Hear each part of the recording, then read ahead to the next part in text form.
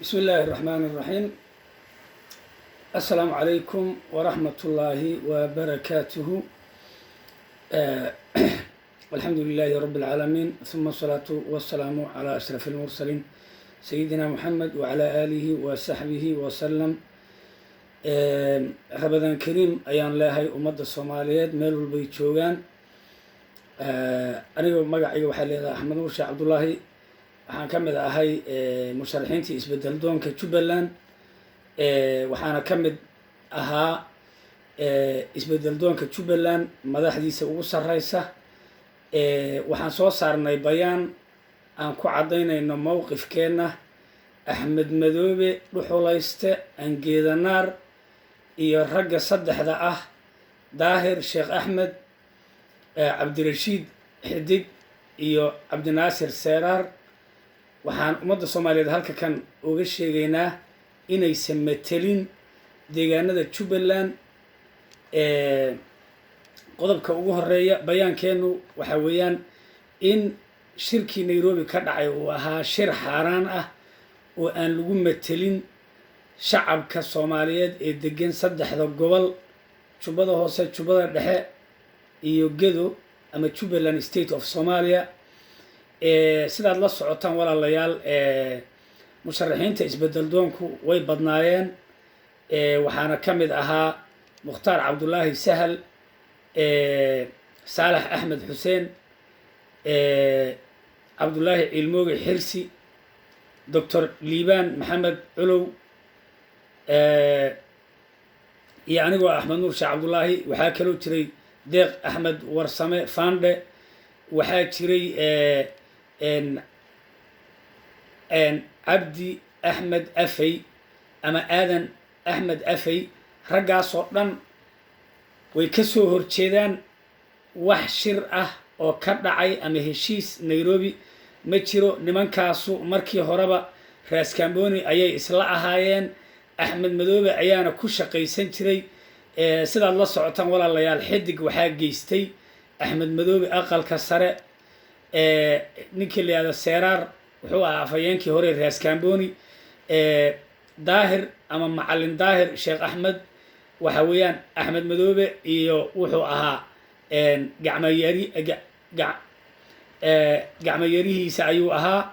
marka bayaankan soo saarnay ummadda Soomaaliyeed waxaan u xaqiijinaynaa wax heshiis ah oo ka dhacay Nairobi inaysan jirin.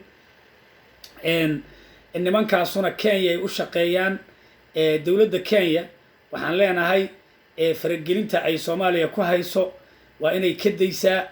ummadda Soomaaliyeed ma yeelayso dhinacna Kismaayo inay peacekeeping force ay ku joogaan, dhinacna ay maaragtay jabhade iyo ay ka abaabulayso niman dambiilayaal oo xabsiyada ka baxsaday. ummadda Soomaaliyeed halkan ayaan uga sheegaynaa.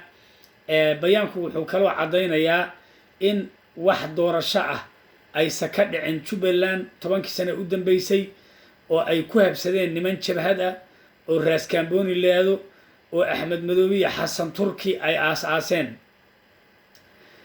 waxaan leenahay marka ummadda Soomaaliyeed doorasho xor ah oo xalaal ah ayaa ka dhici doonta Jubbaland, gaar ahaan magaalada Kismaayo. dowladda Soomaaliyana howlaha ay ka wado gobolka Gedo aad baan u soo dhaweynaynaa. dowladda Soomaaliya waxaan faraynaa inay xuduudaha sugto, inay u gurmato bulshada Soomaaliyeed ee ku barakacay magaalada Baardheere. waxaad la socotaan inay gobolka Gedo ay tahay. dadka Soomaaliyeed oo dhan baa magaalada degan. magaalo dad gaar ay degan yihiin ma aha, ummadda Soomaaliyeed oo dhan baa degan. dowladda Soomaaliya fatahaad baa ka dhacday, dadkii beeraleyda ahaa ayaa ku xoolo beelay.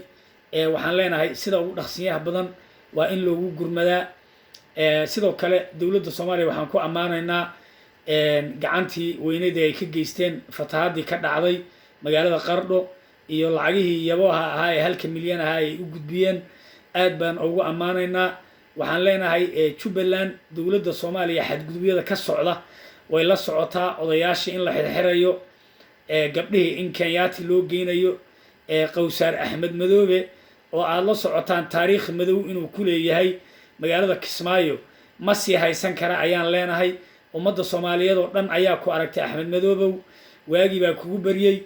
waana lagu soo qaban rabadaanka haddii ilaahay yidhaahdo hana dhaafo markaas ummadda soomaaliyeed waxaan u xaqiijinaynaa in axmed madoobe ayaamuhu macduuda maalmihiisu inay kooban yihiin ayaan ummadda soomaaliyeed u sheegaynaa